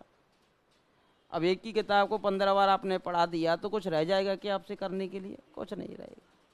अब हम ये कह रहे हैं आपको 15 बार पढ़ाना नहीं है, 15 बार पढ़ना है। अगर 15 बार पढ़ लेते हो तो कहीं भी जिन से आपने सफलता का राज पूछा होगा कि भाई हम एक बार पढ़ते हैं पूरा सिलेबस किसी भी एक नोट्स को लेकर, और पढ़ने के बाद हमारा जो टारगेट होता है वो भटकना नहीं होता। हमारा टारगेट होता है कि जो मैंने पढ़ रखा है उसको ही मैं 50 बार रिवाइज कर दूं। जो पढ़ रखा है उसको जितनी बार आप रिवाइज करेंगे वो हो जाएगा आपका कंठस्थ। अब नई चीज़ के लिए भागते हो कि मैं इसको भी ले लूँ, उसने ये कर लिया, उसको भी ले लूँ, उसने ये कर लिया, इसको भी ले लूँ। ठीक है, आपने कर लिया, आप उसमें से हो सकते हैं कि 5 क्वेश्चंस कर दें, लेकिन आपने जो पढ़ रखा था ना उसमें से आप 75 क्वेश्चनों को गड़बड़ में डाल रहे हो 5 क्वेश्चंस के चक्कर में, और वो आपका वीक पॉइंट रह गया। वो वहाँ से 75, वो 5 तो आपके हो गए, मान के चलो हो भी गए। अब ये जो 75 है वो खतरे में चले गए, यहाँ 30 न रहे। या 75 पढ़ रहे हो तो 75 होने ही चाहिए।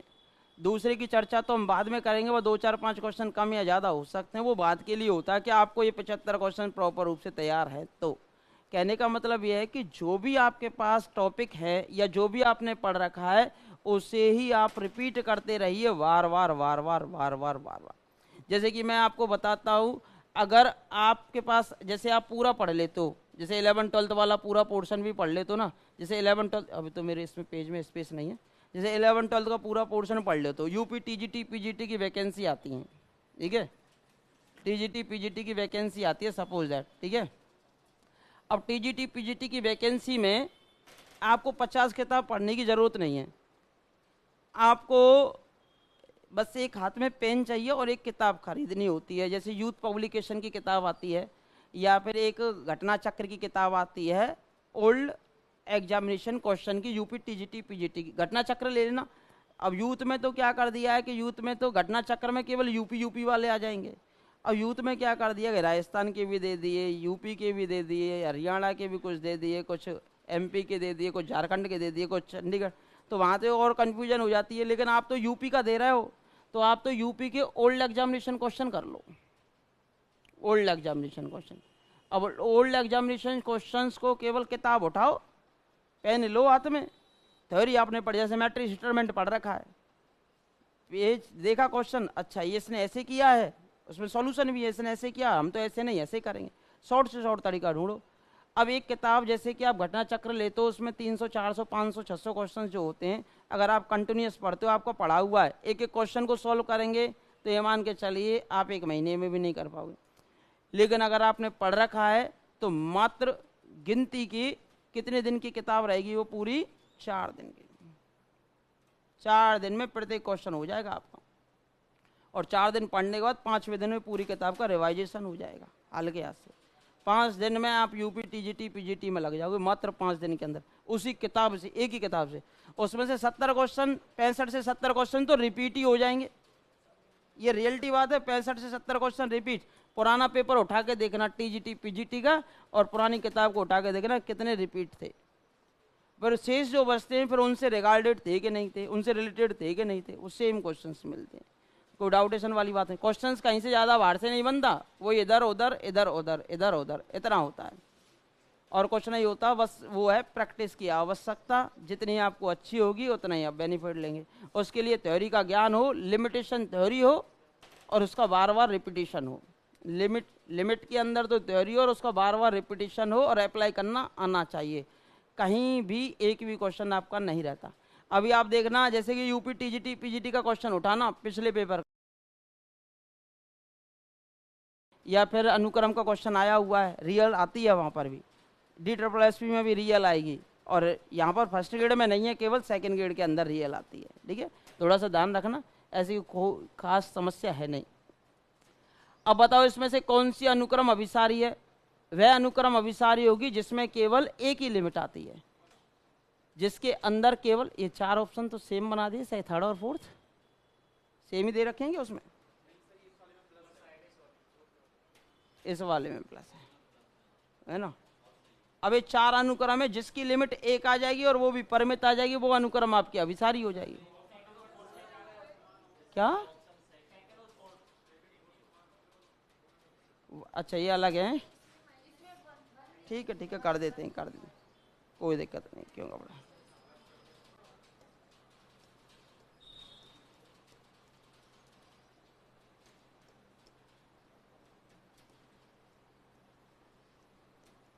ठीक है, यही तो है। लिमिट निकाल लो चारों की, जिसकी एक लिमिट आ जाए वो भी फाइनाइट, वो अनुक्रम अभिसारी हो जाएगी, है ना। अब इसी को ले लो, पहले ऑप्शन फोर्थ को ही ले लेते हैं ना। ऑप्शन फोर्थ, लिमिट लगाओ भाई, limit n tends to infinity लगा दो इस पर। अजी 1 प्लस -1 की पावर n अपॉन n। अब ये तो 1 है ही। अब मुझे बताओ -1 की power n tends to infinity रखो, ये तो चलेगा या तो प्लस का 1 या माइनस का 1, या प्लस का 1 या माइनस का 1। नीचे क्या है? इन्फिनिटी। 1 में इन्फिनिटी का भाग देते हैं तो 0, -1 में भी इन्फिनिटी का भाग देंगे तो 0। 1 + 0 = 1। कैसी लिमिट आ गई बोलो? परिमित। अगर एक ही लिमिट आ जाती है और वो भी कैसी? परिमित आ जाती है, तब अनुक्रम कैसी होती है बोलो? अभिसारी। अनुक्रम अभिसारी है। तो चौथा ही आंसर हो गया इसका।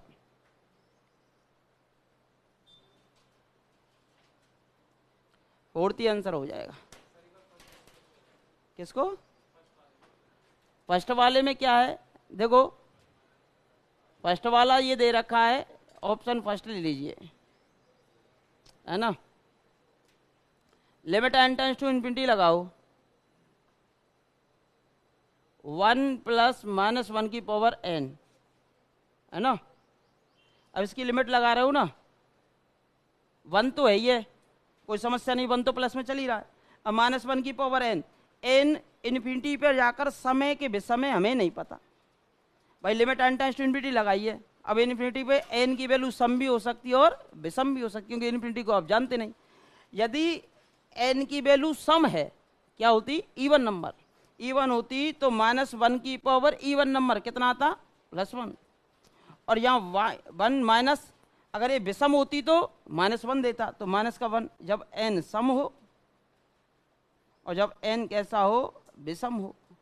जब n सम और विषम, यानी कि ये तो आ गया आपके पास 2 और ये हो गया 0। जब n सम हो, जब n विषम हो। कितनी सीमाएं आ गई बोलो? 2। अगर एक से अधिक सीमाएं आ जाती हैं तो इस केस में ये जो अनुक्रम है वो कैसी है बोलो? दोलायमान। भले देखो दूसरा केस ऐसे रख के कर सकते थे, ऐसे नहीं करना हो ना, देखो ऐसे कर लेना। जैसे कि ये तो आपका n का मान चल रहा है ना। अब जैसे n का मान है यहाँ पर 1 रखो, 1 तो कितना आएगा 1, और यहाँ 1 रखेंगे तो -1, 1 - 1 कितना हो गया 0। तो n बराबर 1 पे, ये n बराबर 1 था, इस पे कितना मान आया बोलो 0। फिर n का मान 2 रखो, इसमें 2 रखो, चलो -1 की पावर 2 प्लस का 1, और 1 कितना आ गया 2 आ गया। तो 2 पे कितना आ गया बोलो, ये 2 ही आ गया। 2 पे कितना आ गया 2 ही आ गया, ठीक है। अब इसके बाद फिर आपने रखा 3 पे कितना हो गया फिर बोलो 0। तो देखो 1 पे तो आया था 0, 1 पे कितना आया था 0, फिर कितना आया है बोलो 2, फिर कितना आया है 0, फिर कितना आएगा 2, फिर कितना आएगा 0, फिर कितना आएगा 2, फिर कितना आएगा 0, फिर 2, फिर 0, फिर 2, फिर 0, ऐसे जाएगा। तो बोलो दोलन कर रहा है कि नहीं कर रहा? एक तो 2 इसकी लिमिट आ रही है, और एक आ रही है इसकी 0, 2 ही लिमिट आ रही हैं, तो इस कारण ये दोलन करेगा। ऐसी आ जाए तो फिर वो क्या करेगा, दोलन करेगा। तो 2 और 0 के बीच में। ऑप्शन नंबर 4 को दोबारा बताओ, इसमें क्या है, इन्फिनिटी रख, ऊपर या तो 1 बनेगा या फिर -1 बनेगा, और नीचे क्या बनेगा हमेशा इन्फिनिटी। 1 में इन्फिनिटी का भाग देगी तो 0, और -1 में अगर आप इन्फिनिटी का भाग दोगे तो भी 0। तो 1 + 0 यानी कि 1 ही बनेगा, ठीक है, क्योंकि 1/n का मान 0 होता है। तो ये हो गया 2 ले मान। हाँ भाई दूसरा ले लो, इसको ले लो, यहाँ आएगा -1 + 1, और 1/n का मान कितना आएगा 0। तो लिमिट कितनी आ रही है 2 आ रही है। तो ये भी कैसा है, परिमित 2 ले मान, और ये भी परिमित 2 ले मान। जब इस पे लिमिट लगाते हो ना, limit n tends to infinity, -1 की पावर n और a प्लस का 1/n। अब ये तो आपको पता ही है, ये तो आ जाएगा आपके पास -1 या 1, और ये हो जाएगा 0। भाई 1/n कितना बनता है 0, और -1 की पावर n क्या बनेगा, या तो प्लस का 1 या फिर माइनस का 1। तो प्लस का 1 कब आएगा, जब n सम हो, और -1 कब आएगा, जब n विषम हो। Limit n tends to infinity वाले केस में, ठीक है, 2 लिमिट आ गई तो परिमित 2 ले मान हो जाएगा। इस वाले केस में भी 1 और -1 ही आएंगे, ठीक है, ये भी परिमित 2 ले मान। तो केवल एक ही आंसर नंबर 4 हो जाता है इसका, ये परिमित 2 ले मान, और वो भी फाइनाइट ऑसिलेट्स, ये भी फाइनाइट ऑसिलेट्स। लिख लीजिए इसको, क्या करें,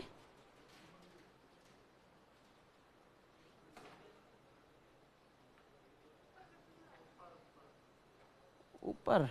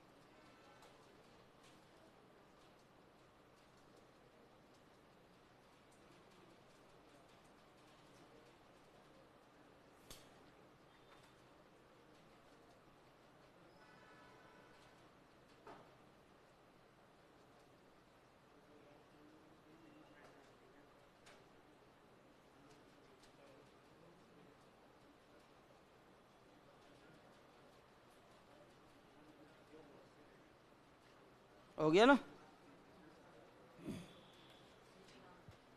अब देखिए इसके बाद लिखा नहीं अभी भैया, कहाँ है, अच्छा अच्छा,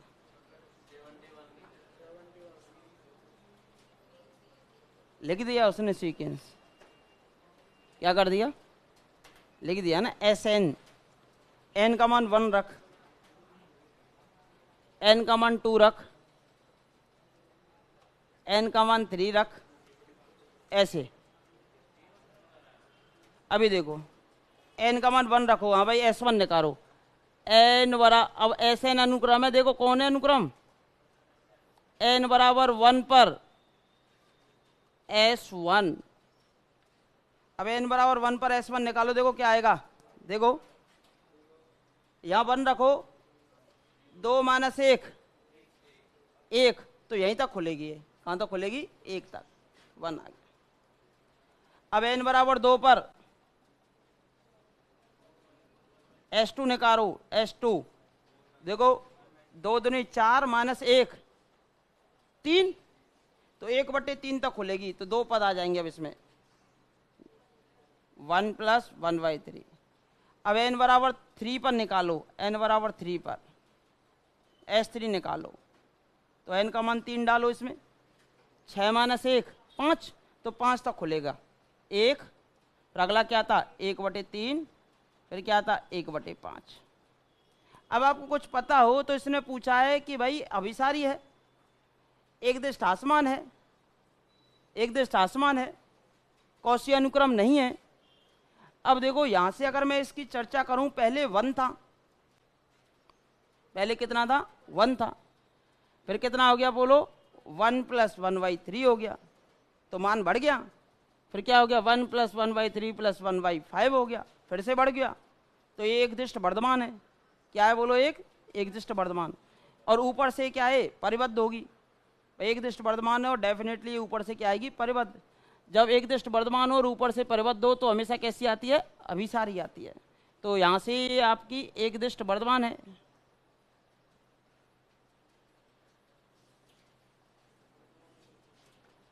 वर्धमान ना आएगा, S1 कितने का है, S2 कितने का है, मान जोड़ा कि नहीं जोड़ा, फिर S3 में भी जोड़ा कि नहीं जोड़ा, और 1/n वाली टर्म जुड़ रही है, limit n tends to infinity case में 1/0 तक जोड़ेगा, ठीक है। तो एक दिष्ट वर्धमान है, बाउंडेड बताता हूँ, एक दिष्ट वर्धमान है, अभी बता रहा हूं,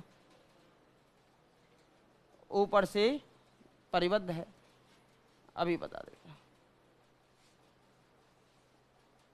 एक दिष्ट वर्धमान है तथा ऊपर से कैसी है परिबद्ध है, देयरफॉर अभिसारी अनुक्रम। अब एक शब्द और सुनो, जो अभिसारी अनुक्रम होती है ना वो कौशी होती है, every convergent sequence is a Cauchy sequence, और प्रत्येक कौशी सीक्वेंस कन्वर्जेंट होती है इसके अंदर, मैट्रिक स्पेस में नहीं, जबकि रियल एनालिसिस के अंदर जो कौशी अनुक्रम है वो कन्वर्जेंट है, और जो कन्वर्जेंट है वो कौशी है।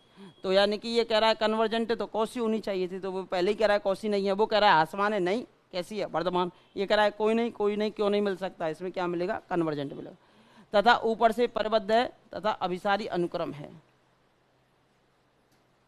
अभिसारी अनुक्रम है, ऊपर से परिबद्ध है तथा कैसी अनुक्रम है बोलो, अभिसारी अनुक्रम है। देखो जब भी आप परिबद्धता को पहचान ना पाओ ऊपर से,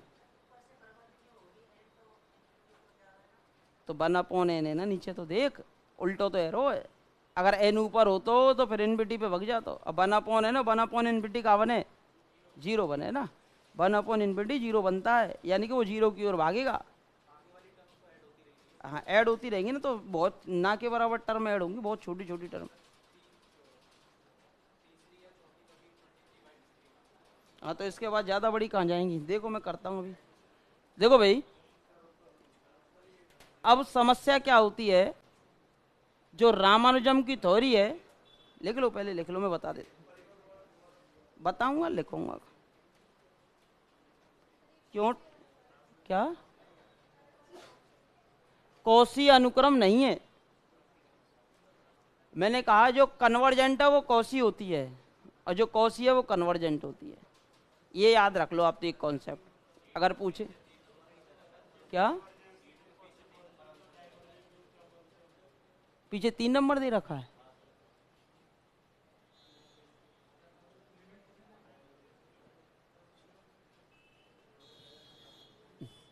अभी देखते हैं।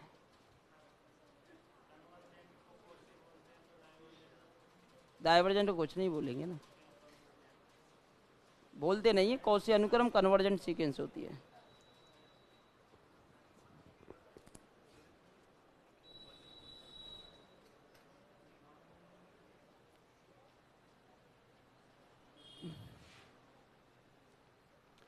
देखो भाई, अनंत श्रेणी का जोड़ है ये।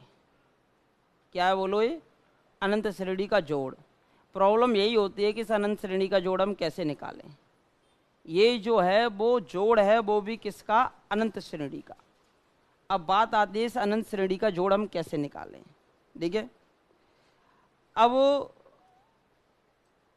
आप जानते हो कि मान के चलो ये एक्सएन है, वर्धमान है, और एक्सएन से बड़ी दूसरी कोई भी अनुक्रम है, सपोज करो यूएन।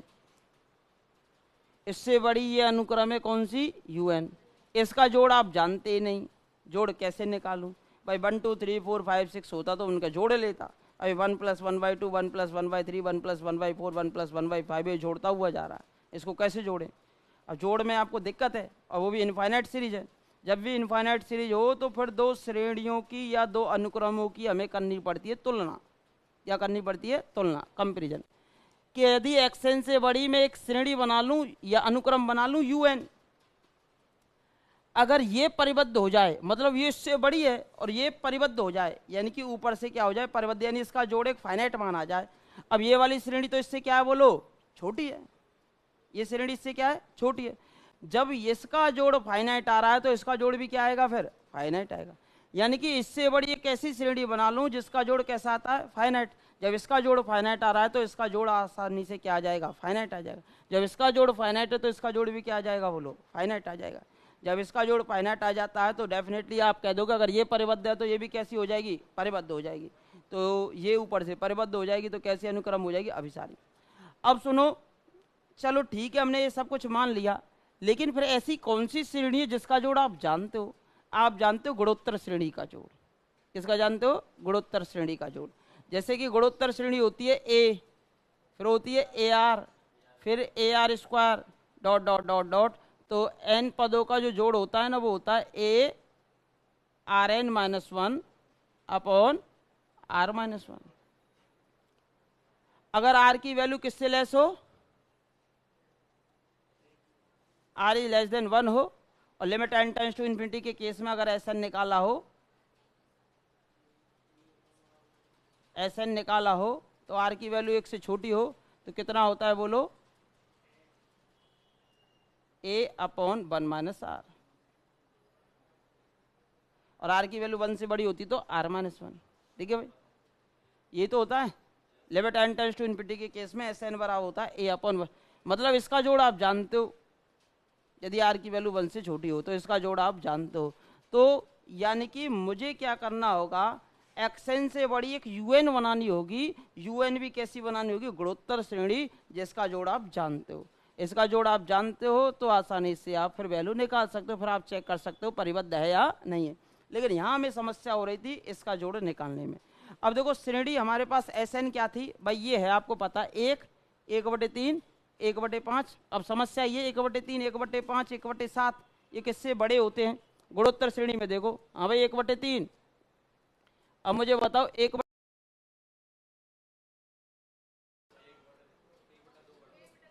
1/2 बड़ा होता है? 1/2 है ना।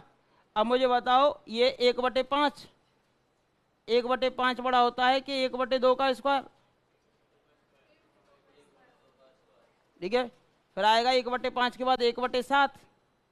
1/7 बड़ा होता है कि 1/2 की पावर 3? 1/7 बड़ा होता है। 1/7 बड़ा होता है। 1/7 बड़ा होता है।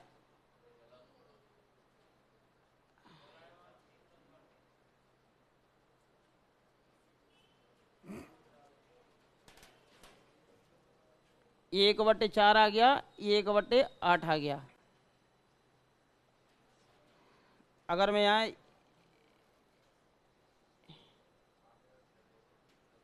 इसको मैं 1 कर दूं तो इसको मैं कर दूं 1/2, इसको कर दूं मैं 1/2 का स्क्वायर। हाँ जी, 1/9 आएगा, फिर 1/11 आएगा। बन सकती है क्या? नहीं बन रही ना। तो ऐसी कोई भी गुणोत्तर श्रेणी का फिर अस्तित्व भी नहीं आ पा रहा।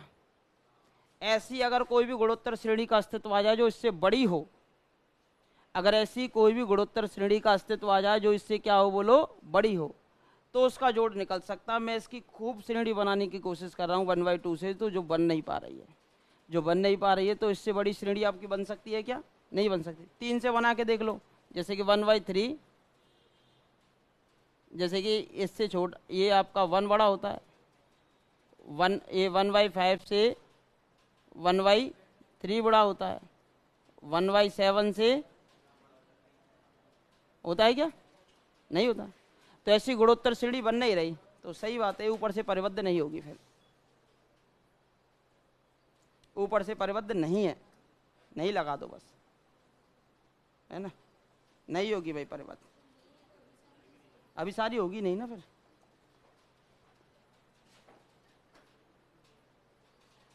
नहीं है, लगा दो बस इसमें ना। तो अभिसारी अनुक्रम नहीं है, तो देयरफॉर जो अभिसारी नहीं होती वो कौशी अनुक्रम भी नहीं है। मैंने क्या कौशी लिखाया नहीं ना, मैंने कहा कौशी का कहाँ से क्वेश्चन आया। कौशी अनुक्रम नहीं है।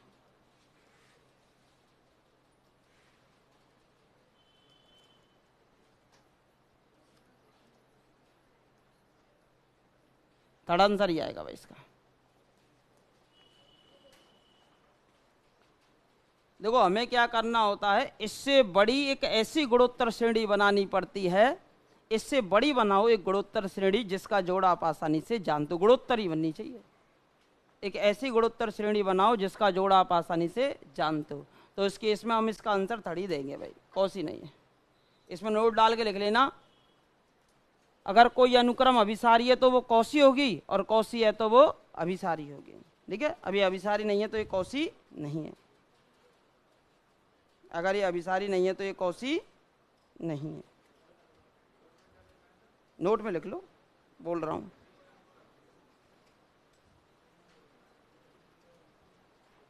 लेकिन इसके स्थान पर 1/2n - 1 के स्थान पर 1/n होता ना, 1 + 1/2, 1 + 1/3, 1 + 1/4, ये हो जाते हैं।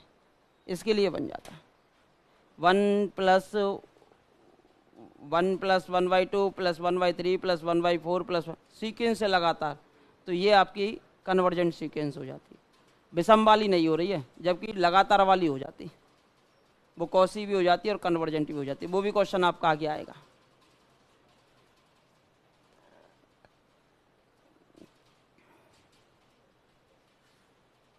ये n पदों का जोड़, देखो हमेशा ध्यान रखो, अगर किसी का जोड़ नहीं निकल पा रहा है ना अनंत श्रेणी का, तो उससे जस्ट बड़ी एक श्रेणी बनाते हैं अनंत पदों की, वो भी गुणोत्तर, जिसका जोड़ आप जानते हो।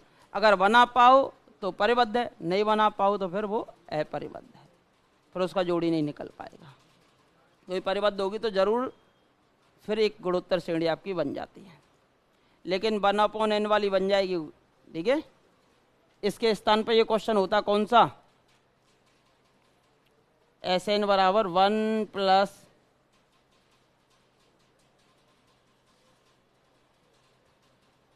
ये क्या था, 1 +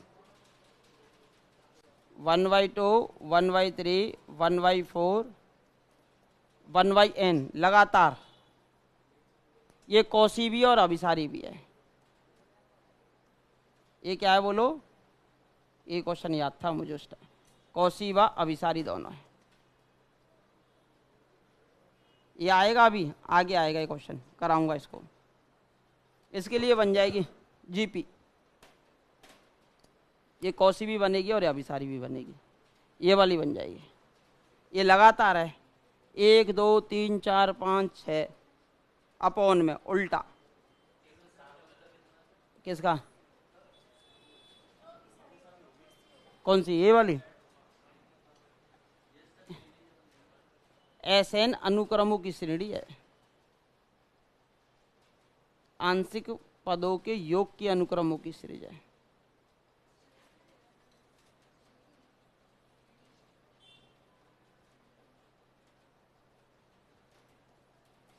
क्या है बोलो? अनुक्रम है, अनुक्रम दिया मैंने, अनुक्रम दे रखे आंशिक पदों के योग के। S1 तो 1 आएगा ही आएगा, S2 1 + 1/2 आएगा, S3 1 + 1/2 + 1/3 आएगा। ऐसे Sn निकालो, इसमें बन जाती है GP। कौन होगा?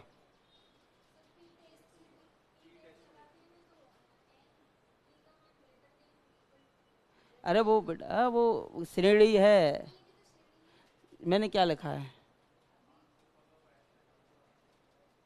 और ये क्या लिखा है मैंने? श्रेणी मैंने कहा, यहाँ शब्द ने देखो अनंत लिख रहा होगा यहाँ कहीं, ये कहा है Sn, n वो पद है 1/n पे समाप्त है जाएगा। और श्रेणी तो ऐसे लिखता, मैं इसको देखो ऐसे लिखता, ऐसे लिखा आता ना Sn बराबर समेशन 1/n, n बराबर 1 to ∞, ये श्रेणी है, अनंत श्रेणी। या फिर ऐसा लगा आता 1 + 1/2 + ... वो भी अनंत तक, अब ये श्रेणी है, अनंत तक चलनी चाहिए, ये तो पद हैं। हाँ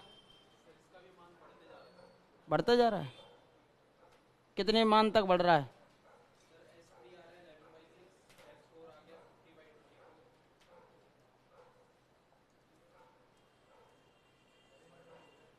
देखो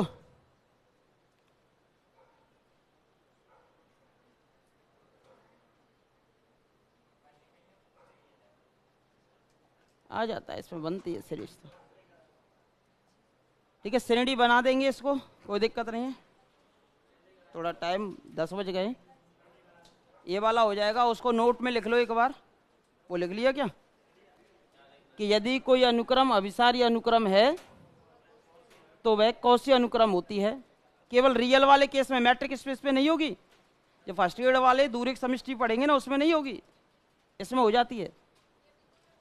यदि कोई अनुक्रम अभिसारी अनुक्रम है तो वह कौशी अनुक्रम होगी तथा प्रत्येक कौशी अनुक्रम अभिसारी अनुक्रम होगी।